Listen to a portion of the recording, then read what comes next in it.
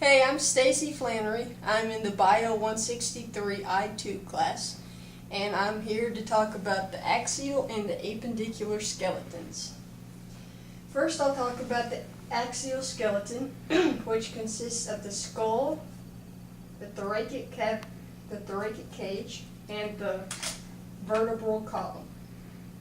The skull consists of the cranial bones and the facial bones. The cranial bones consist of 8, and it is the frontal bone, which is right in front of the forehead, or behind, posterior to the forehead. Then we have 2 parietal bones, which are behind the frontal bone, near the top of the head, and the occipital bone is in the very back of the head. And then we have 2 temporal bones, which are located beneath the parietal bones, kind of behind the ear. Then we have what's called the sphenoid bone, which is actually a single bone that goes through the cranium and goes behind our eyes.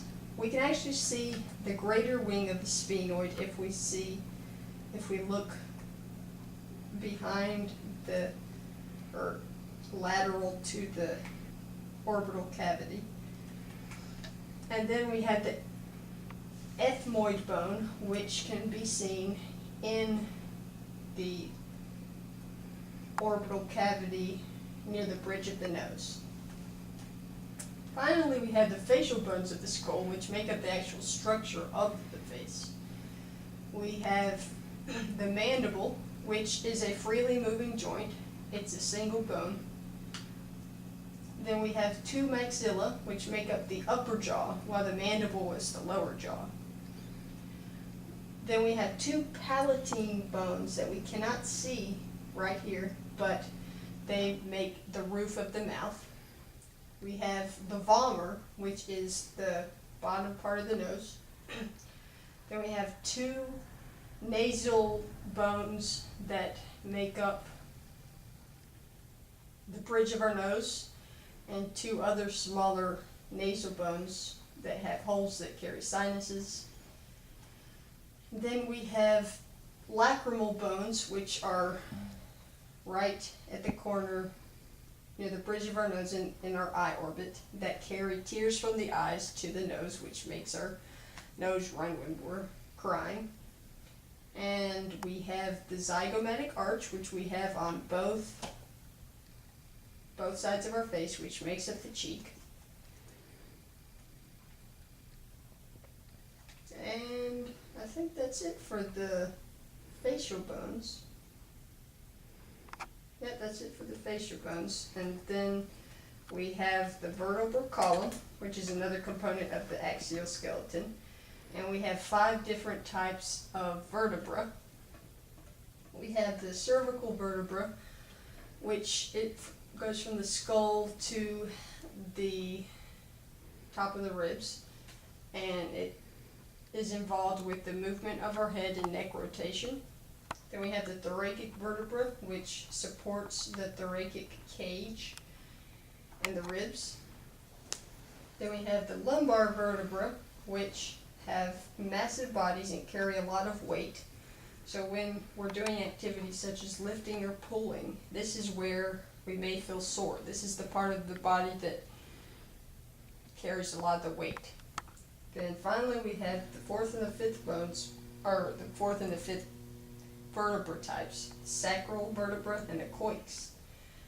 They're both actually consist of 4 to 5 bones, but they fuse together so that the sacral and coix kind of make up one bone.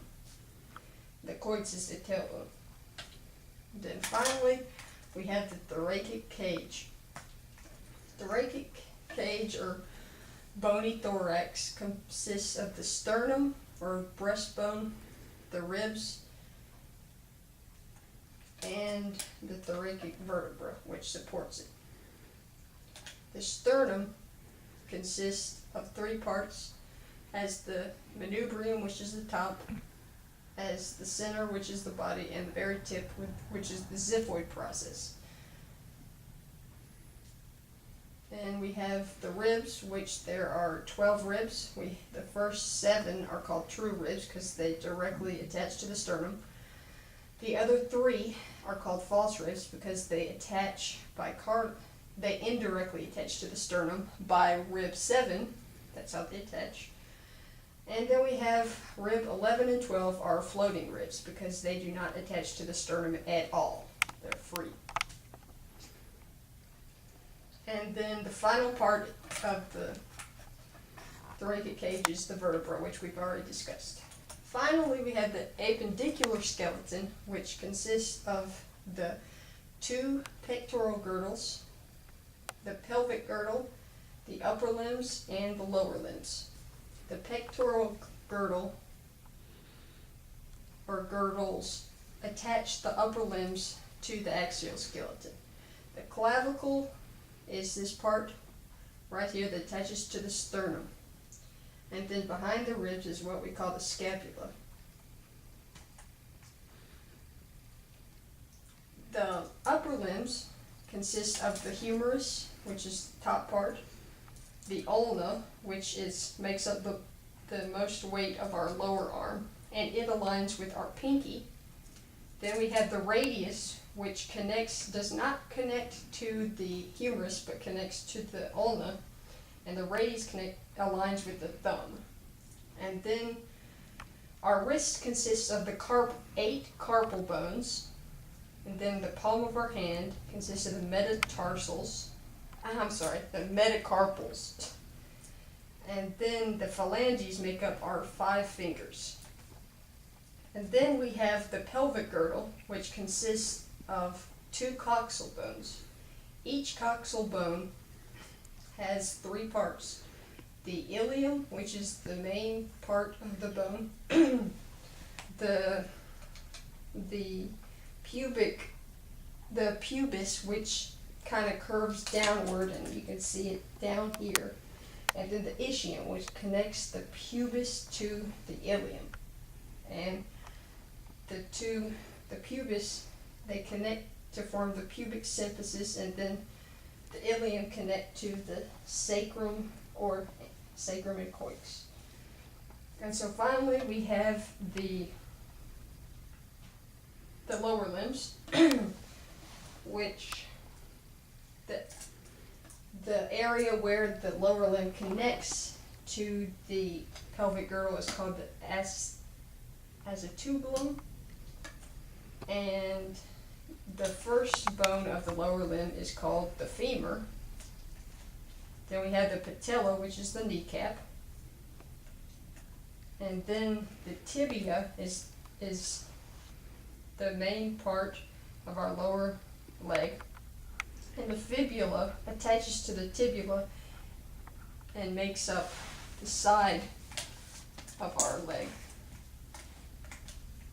So it is the lateral side of the lower leg.